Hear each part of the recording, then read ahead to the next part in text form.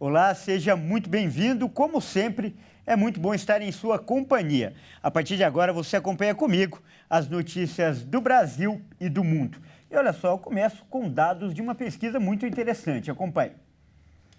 A desigualdade no Brasil atingiu em 2022 o menor nível desde 2012. O crescimento da renda se deu de forma mais intensa nas faixas mais pobres da população. Os dados foram divulgados pelo IBGE.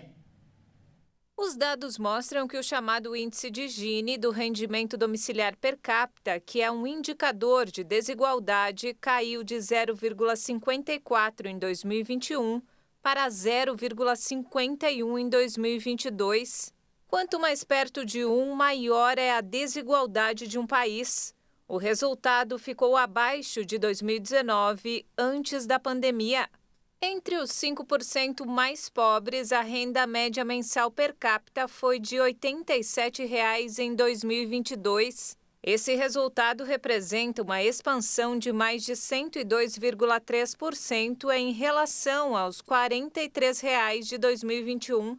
Na faixa seguinte, entre os 5% e os 10% com menores rendimentos, o aumento foi de 47,5% para R$ 239,00. O grupo dos que têm renda entre 10% e 20% mais pobres, por sua vez, teve alta de 22,7% para R$ 378,00. Vamos falar mais de economia. O valor médio da cesta básica de alimentos subiu em abril em relação ao mês anterior. O aumento aconteceu em 6 de 8 capitais que foram pesquisadas pela FGV.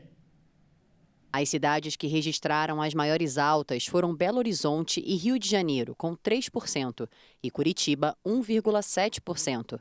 Já as maiores quedas foram em Manaus e Salvador. Em valores, a cesta mais cara em abril ficou em R$ 916,11 no Rio de Janeiro e São Paulo em R$ 858,18. O feijão, o leite e a farinha de mandioca foram os itens que tiveram maior alta de preço em todas as capitais. Outros artigos que aumentaram de forma expressiva em diversas capitais foram o arroz, os ovos e as carnes de origens bovina e suína. O óleo de soja e as frutas foram os produtos que mais apresentaram redução nos preços.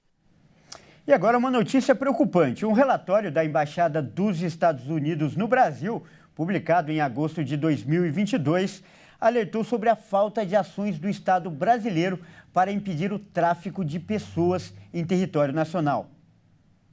O texto abordou a contratação de pessoas que trabalham em condições análogas à escravidão, o turismo sexual, o tráfico de crianças e a exploração de mulheres. Entre as carências, o relatório dos Estados Unidos aponta a frouxidão das medidas de combate e de punição, alegando a falta de conhecimento das autoridades e a inadequação dos sistemas de proteção às vítimas. O documento americano também listou 16 sugestões para melhorar o combate ao tráfico de pessoas no Brasil.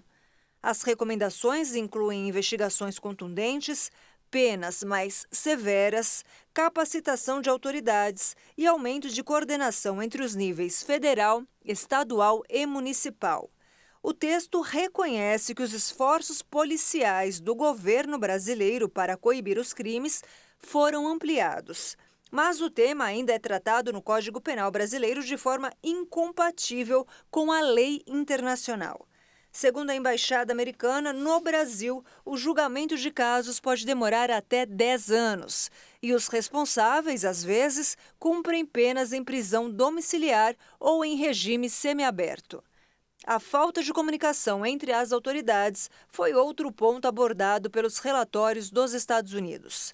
O tema ganhou destaque na última semana com a história de um menino de 2 anos que desapareceu em Santa Catarina e foi encontrado em São Paulo dias depois. O casal que estava com a criança alegou que o havia adotado. O caso é investigado como tráfico humano.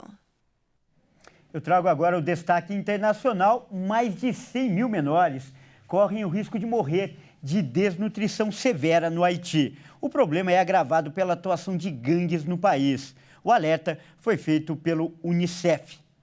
A violência armada provocou o aumento de cerca de 30% dos menores com desnutrição aguda severa no Haiti em relação a 2022, divulgou o Fundo das Nações Unidas para a Infância por meio de um comunicado. O Unicef estima que 115.600 menores vão sofrer este ano de desnutrição, a mais letal, e que representa uma das principais ameaças para a sobrevivência.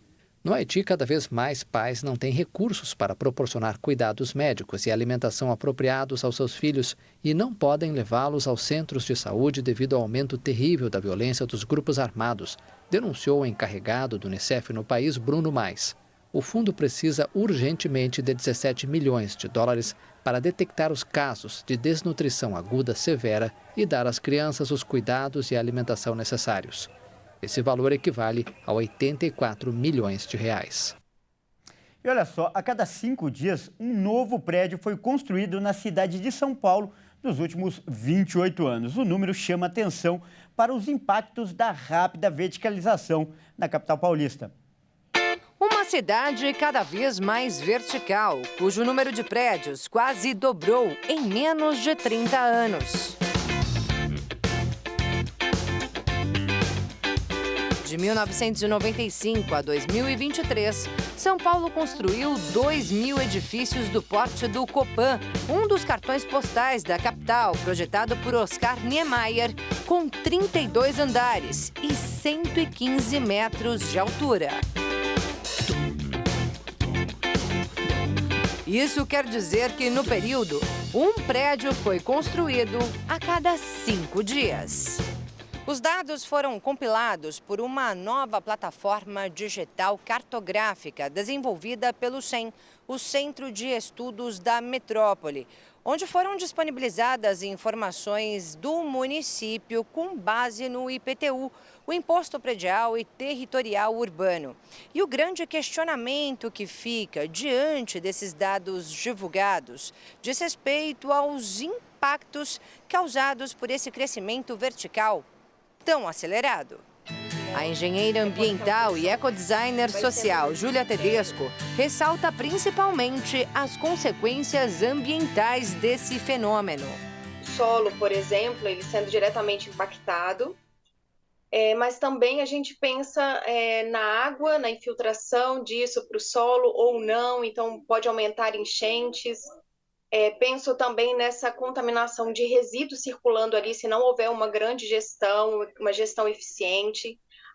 Também nesse tráfego da água potável para as casas, residências e comércio em geral, e também do esgoto fluindo. Além disso, a circulação do ar também fica comprometida. Isso pode aumentar a temperatura, conciliada a isso, os raios do sol, eles não vão adentrar essa região, então pode tornar mais frio. Então a gente pensa nessa mudança do próprio local, é uma mudança drástica, porque o tempo é curto quando a gente analisa de crescimento exponencial da construção. Em pouco tempo, a paisagem da cidade mudou e, para a especialista, o impacto disso também é bastante significativo. A gente tem uma relação muito afetiva com a geografia, né? Então ela rapidamente é alterada, a gente não tem aquela nostalgia, até mesmo de pertencimento do lugar. E entrelaçando esses impactos, a gente pensa nos impactos sociais, né? As pessoas muito próximas, como é que é esse fluxo das pessoas? Tem que aumentar e melhorar a mobilidade. Você pensa ali nos transportes públicos, na segurança. São várias as questões acerca desse crescimento vertical da cidade há muito tempo famosa por seus arranha-céus. Tem pessoas que acham isso muito bom, porque ali fica tudo muito concentrado, tudo é muito mais rápido, tudo é mais eficiente. E tem pessoas também que acreditam que esse não seja o melhor caminho, exatamente pelos impactos negativos, e um deles é a qualidade de vida. Se você pensa nesses investimentos altos em construções, será que é igual para investimentos em soluções desses impactos negativos? acho que fica esse questionamento que impacta diretamente a qualidade. Bom, essa edição fica por aqui. Eu agradeço demais pela sua companhia e convido a continuar ligado em nossa programação. Até mais!